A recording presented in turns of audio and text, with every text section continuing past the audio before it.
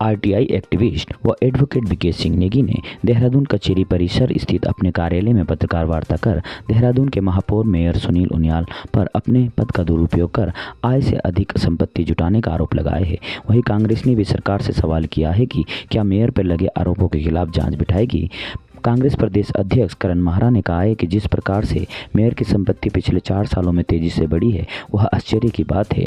इन तमाम आरोपों की जवाबदेही के लिए आज देहरादून के मेयर सुनील उनियाल गामा ने अपने ऊपर लगे आरोपों का खंडन करते हुए कहा है कि 18 वर्ष की उम्र से काम कर रहा हूं, पान की ठेली से लेकर मेयर पद तक का सफर तय किया है। मेयर बनने से पहले ठेकेदारी, प्रॉपर्टी आदि तमाम कार्य किए हैं जिसमें कि मैंने अपनी संपत्ति जुटाई है और मेयर बनने के दौरान 2.5 करोड़ रुपये अपनी संपत्ति दिखाई थी, जिसमें कि कई संपत्तियां मैं बेच चुका हूं, जिसके एवज में मैंने कई संपत्तियां खरीदी है। इसके साथ ही 2.25 करोड़ का लोन भी लिया है। 2012 से संपत्ति के रेट अब तक कई गुना बढ़ चुके हैं, जिसको लेकर कि विपक्ष और सोशल एक्टिविस्ट मुझ पर इल्जाम लगा रहे हैं। जब देखिए, चुनाव के टाइम पे इन्होंने केवल 4 संपत्तियां बताई थी। एक है छबरा पे 12,600 वर्ग गज की, और एक और छबरा पे ही बताई थी 4500 गज की।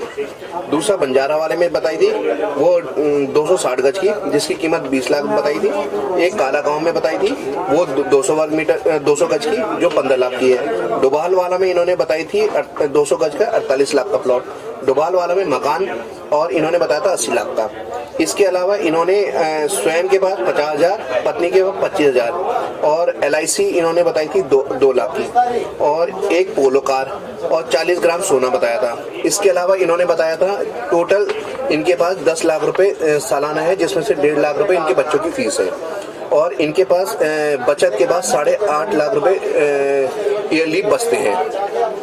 अब इसके बाद इन्होंने चुनाव आयोग में एक प्रॉपर्टी अपनी छुपाई थी, जो इन्होंने सितंबर में डिक्लेयर करी थी, ली थी, और इन्होंने जो अक्टूबर में चुनाव आयोग में जो अपना हलफनामा दिया था उसमें उस प्रॉपर्टी का हवाला छुपा दिया था। तो हमने अब चुनाव आयोग को भी लिख के दे रहे हैं कि 177 में इनके ऊपर एक्शन लिया जाए। केवल इतना कहना चाहूँगा, कल की प्रेस में भी मैंने कहा था कि अच्छा होगा कि गामा साहब क्लियर निकलें, क्लीन निकलें, लेकिन जब तक जांच नहीं होती, इसमें जांच नहीं बैठती, तब तक उनको अपने पद से इस्तीफा देना चाहिए, क्योंकि जांच प्रभावित हो सकती है। और गामा जी उस पार्टी से संबंध रखते हैं जिस पार्टी की डबल इंजन की सरकार है यहाँ भी और केंद्र में भी।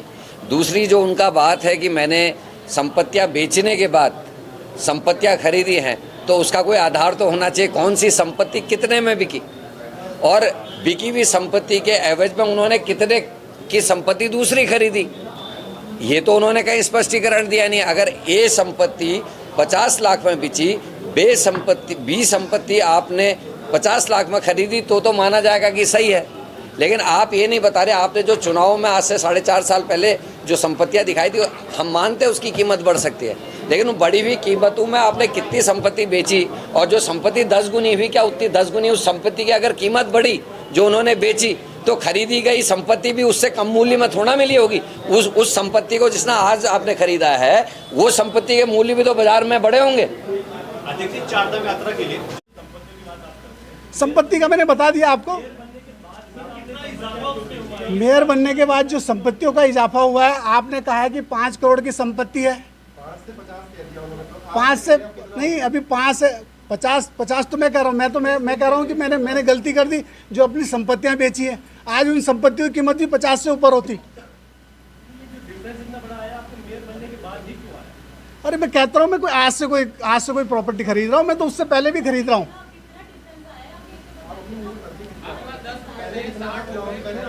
अरे मैंने चुनाव में घोषित करी 2 करोड़ की संपत्ति, आज आप कह रहे हैं 5 करोड़ की संपत्ति हो गई है ना।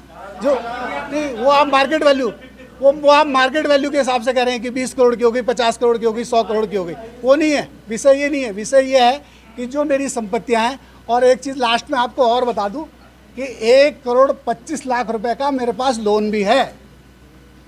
1 करोड़ 25 लाख का लोन भी ले रखा है मैंने, वो भी आप निकाल सकते हैं उसको भी। तो और उसके बाद मेरी पत्नी नौकरी करती है, मेरी बेटी जो है, जिसके लिए हमारे मित्रों ने भी बहुत आरोप लगाए, मेरी बेटी इस समय लंदन में वो वहाँ जॉब कर रही है। मेरा बेटा भी जो है M.Tech है, वो भी काम धंधा कर रहा है। तो इस तरीके से आप ये मत कहिए कि मेयर की जो है कोई सैलरी नहीं है तो मेयर के पास पैसा कहाँ से आ रहा। तो मेयर के जो बच्चे हैं, मेयर का जो परिवार है, वो काम धंधा कर रहा है, उससे मेरी इनकम हो रही है। और मैं अपने, देखिए हर आदमी जो है अपने भविष्य के लिए जो है कुछ ना कुछ इन्वेस्टमेंट करता है, या तो बैंक में रखता है या ज़मीन लेता है। तो हमने ज़मीनें ले दी तो क्या गुनाह कर दिया क्या? चलिए, बहुत बहुत आपका धन्यवाद।